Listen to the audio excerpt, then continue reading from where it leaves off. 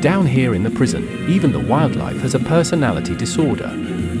These are two-faced, spinning spheres of pure RNG. They're unique because they won't actually move until you strike first. But once you do, you're playing a dangerous game of odds.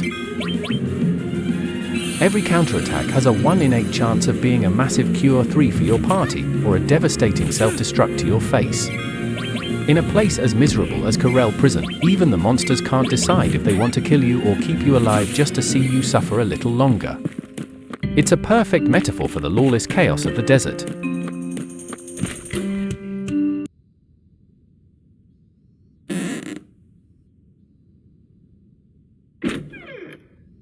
Didn't I tell you to not follow me?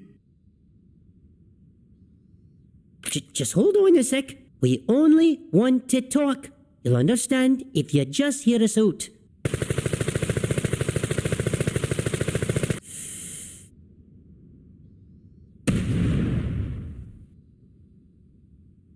I didn't want none of you involved. Hey, that's Cloud's line. It's too dangerous. I can't let you get involved. Blah, blah, blah.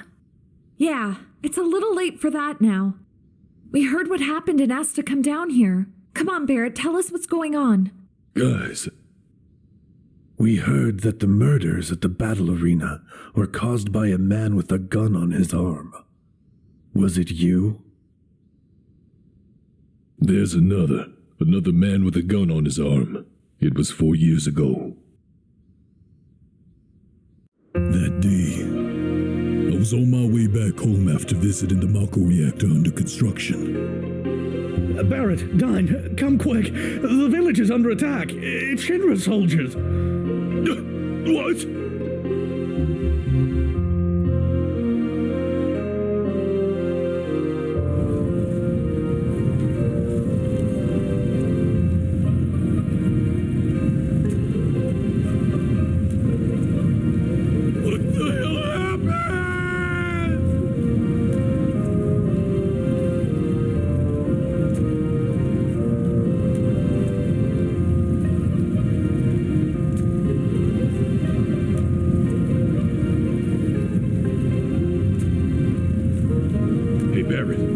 It's not over yet. They're counting on us. We gotta head back to the village.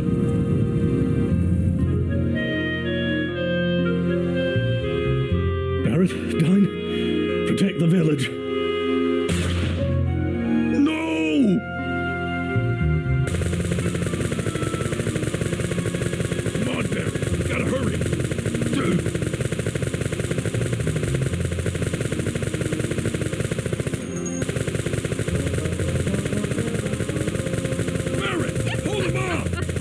You could shoot all day with those rusty pieces of crap and still miss every time. Stop playing around and cover me! Watch out! Dyne! Don't you dare let go! Do you hear me? You're coming back to the village! Yeah, I'm not letting go. Going home to our village. Everybody's waiting. Eleanor, Marlene, they're all waiting for... Just keep holding on.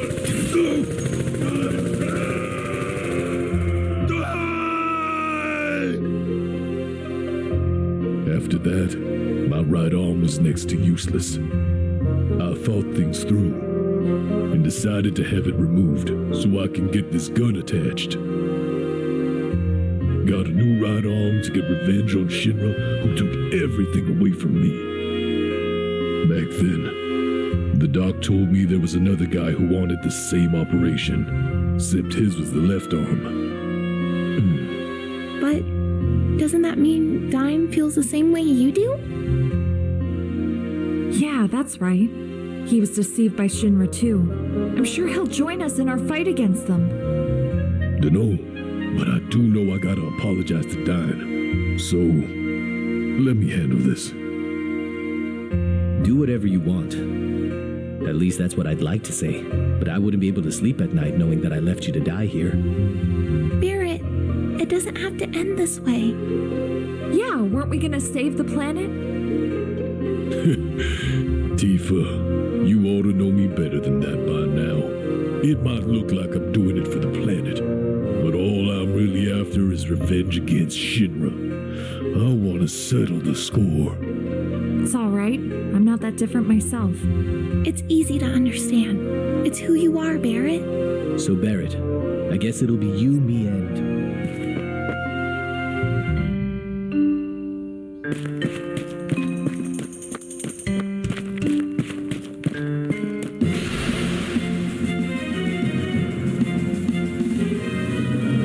If the two-faced is a gamble, the bandit is a straight-up heist.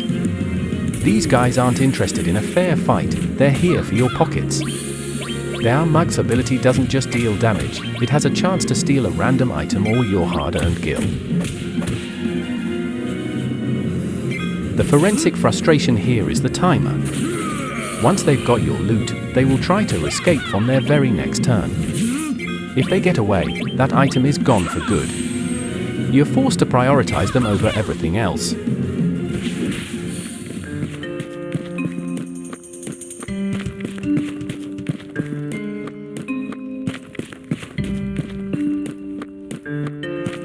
You're new here? Then go pay your respects to Mr. Coates.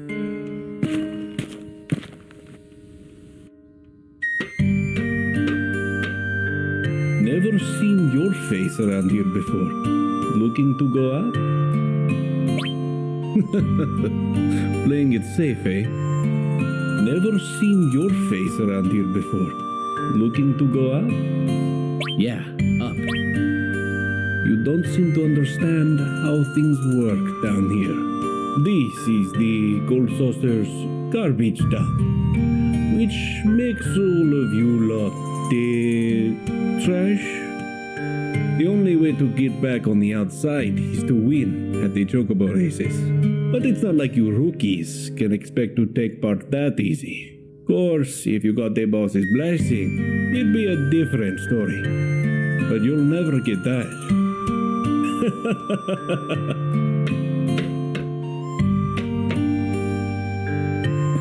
Mr. Coates serves as the grim bureaucrat of the Abyss. His message is simple: nobody leaves the prison without the boss's permission. In a place with no laws, the only authority is the man who survived the fall better than anyone else.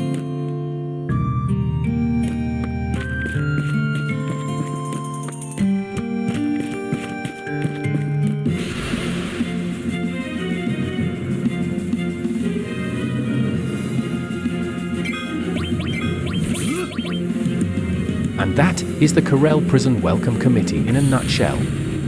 Before we can even input a command, the two-faced decides to end it all. Self-destruct isn't just a high-damage move, it's a tactical reset that leaves your party reeling and your HP in the red. In a standard RPG, you'd have time to prep. Here, you're playing by the desert rules. 1 second you're worried about the bandit stealing your items, and the next, you're just trying to survive the first 5 seconds of the encounter. It's a brutal reminder, in this wasteland, the environment is just as likely to kill itself to take you down as it is to actually fight you. Better hope your restores materia is leveled up, because the desert doesn't give head starts.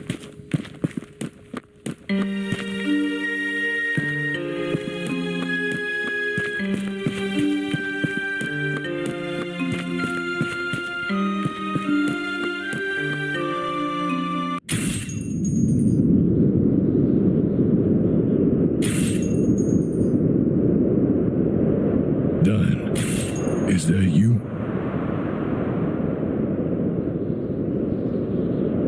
Now there's a voice I haven't heard in years. A voice I'll never forget. I knew I'd see you again someday. That you'd had an operation and were alive somewhere. Listen, Dyne, I need to...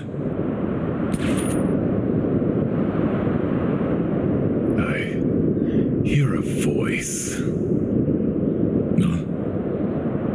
It's Eleanor's. I can hear her. She's begging me. not to hate your rotten guts. That's why I didn't hunt you down. I know I messed up. I'm not asking you to forgive me. But what are you doing in a place like this? Killing folk who ain't even involved. Why? Why? What difference does it make? You think having a reason will fix everything? If the people of Corel could hear all of Shinra's excuses, do you think they'd give a damn? I don't need a reason.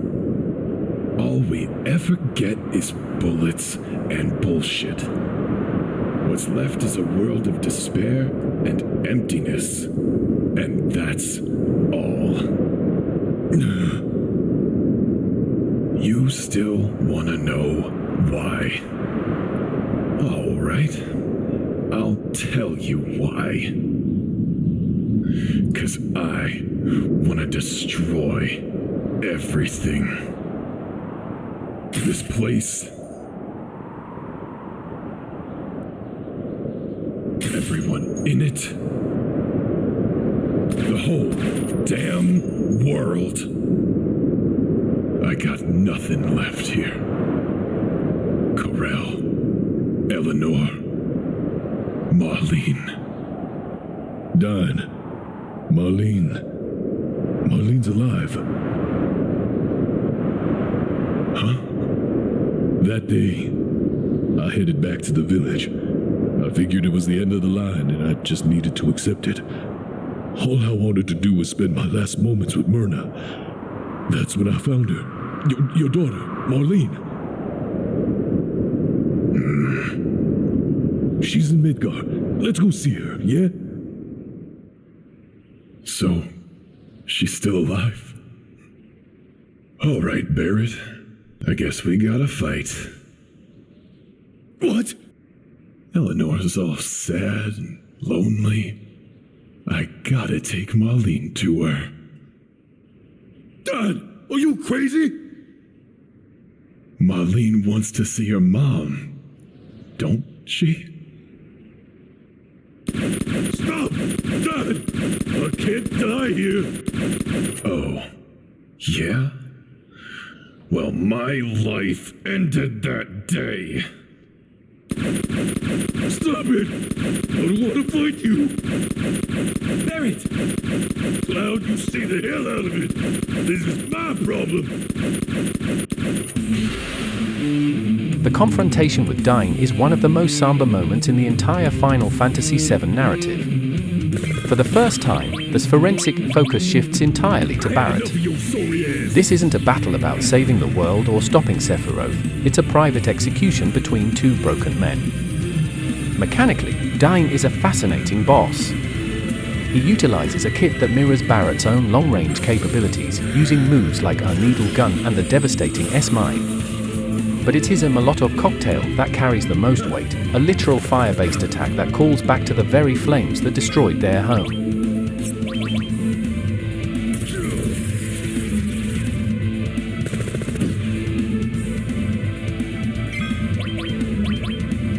Ain't no thing.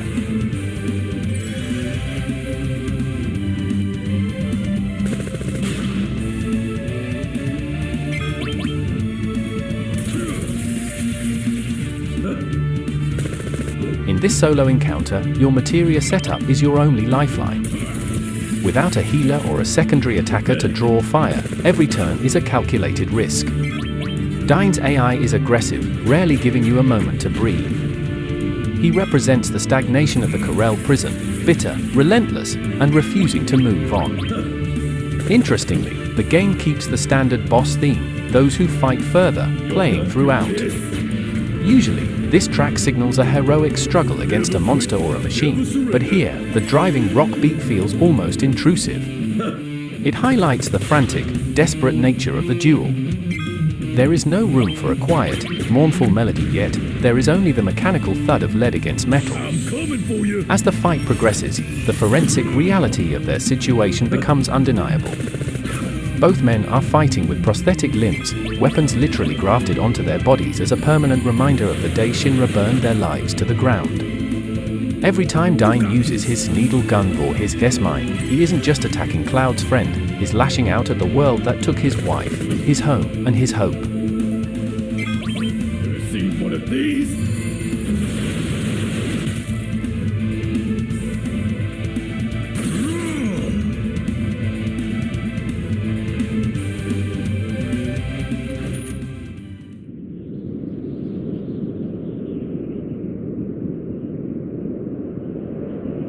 Get back!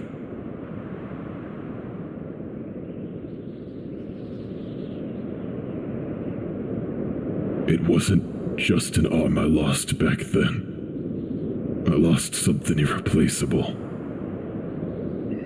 Where did it all go so wrong? Dyne, I don't either, man. Is this the only way we can sort things? I told you. I want to destroy everything. Everything. This crazy world. Even me. And what about Marlene? What's going to happen to her? Think about it, Barret. How old was Marlene back then? Even if I did go see her, she wouldn't understand. And more than that, Barret, these hands, they're too stained to hold her again.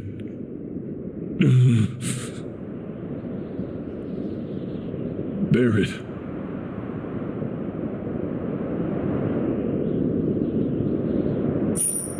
Give that pendant to Marlene.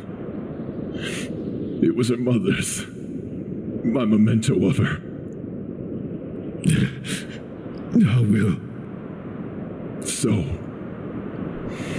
Marlene's already 4.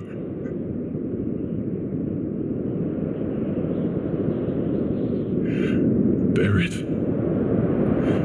don't you ever make her cry. Dyne? Dyne!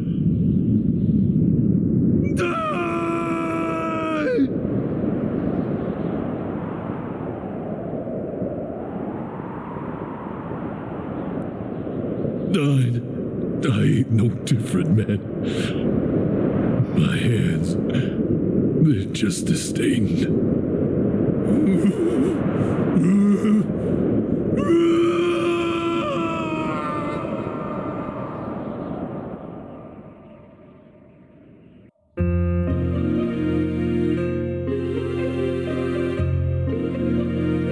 You want something? We want to go up. Like I told you before, you gotta get the boss's blessing. Then we need the Chocobo race.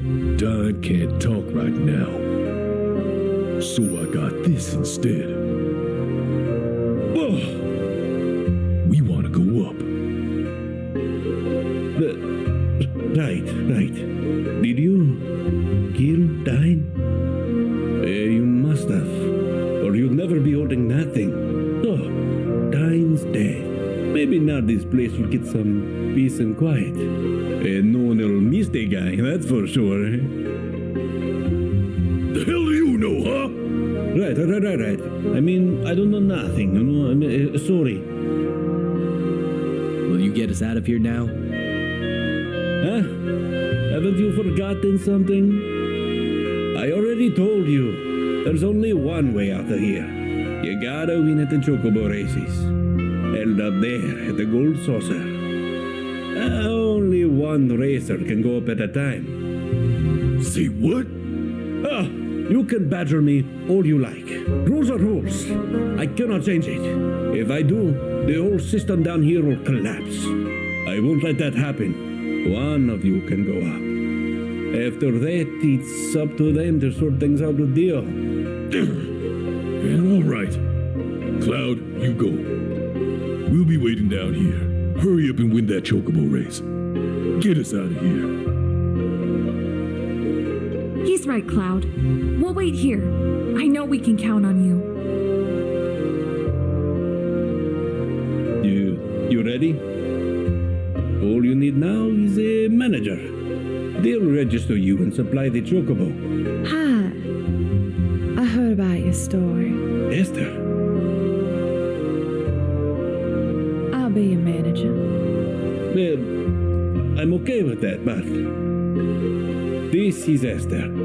She may look a bit funny, but there's no better manager at the races. How rude. Anyway, it's nice to meet you, Cloud. All right then, go to the elevator by the pillar. Esther will fill you in on the details. I see. So that's what happened. I'll have a word with Dia.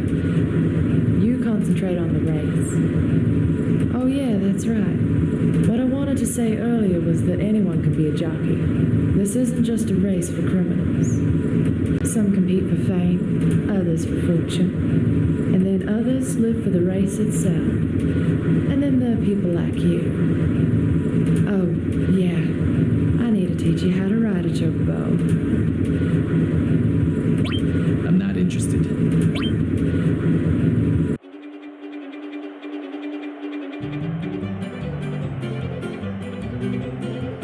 A newbie, huh? Hi, Joe. Hey, Esther. Looking pretty as usual. Thanks. Let me introduce you, Cloud. This is Joe, one of our top chocobo jockeys. Nice to meet you, Cloud. But if you're with Esther, that means... That's right. He might be the next big jockey. He made it up here in just one day. What? I see. What did you do to end up... sorry, we're not supposed to inquire about the past year. Anyway, it's very interesting. I have a feeling we'll meet again. Until next time, Cloud. Okay. I'll go sort out the chocobo. You wait here a moment. Thanks for waiting. I registered you in the next race. I prepared this chocobo myself. It should perform quite well. Do you remember how to ride? Yeah. Good luck. And just like that, the tragedy of Corel is left in the dust. The gates drop, the banjo kicks in, and we are thrust into one of the most jarring tonal shifts in gaming history. We've gone from burying a friend to a high-speed, neon-soaked bird race in a matter of minutes. But make no mistake, this isn't just a minigame. For Cloud and the party, this is a literal race for their lives. As we hit the first stretch of the Chocobo Square, the focus shifts entirely to the mechanics of the run.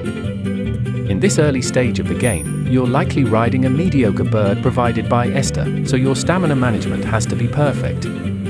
If you're playing the original version or the remaster, now is the time to hold down R1 and R2. It's a classic secrets mechanic that allows your Chocobo to recover stamina while sprinting, giving you a massive technical edge over the AI jockeys who are burning through theirs.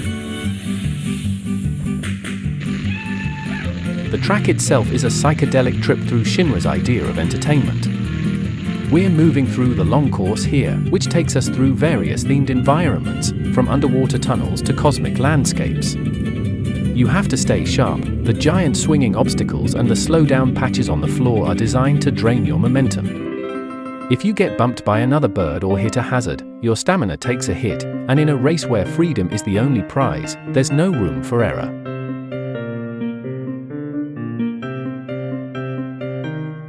Congratulations. You're a free man. Oh yeah, the manager told me to give you this letter if you won. If you're reading this letter, boy, then you must have won. I know you've earned it. Esther told me about Dyne. Now that you've won, I can pardon you and your friends. I also have a little gift for you by way of an apology. I hope you'll find it useful on your journey. I'm sorry I couldn't be there in person, but I'm a very, very busy man. Yours sincerely, Uncle Dio. Gift? Hey, Cloud! You're not going to believe this! The manager's assistant just stopped by and dropped off a buggy. Now we can cross over deserts and rivers, no problem. We'll be waiting outside. See you soon! There's more. P.S. I met Sephiroth the other day. He has a lot of fans your age, or so I've heard. Why don't you go get his autograph? Apparently he's heading for Gongaga, south of the river. Sephiroth. I guess this is goodbye. Listen, if you ever get your own Chocobo, please come back and see me. I'll take care of the registration and everything.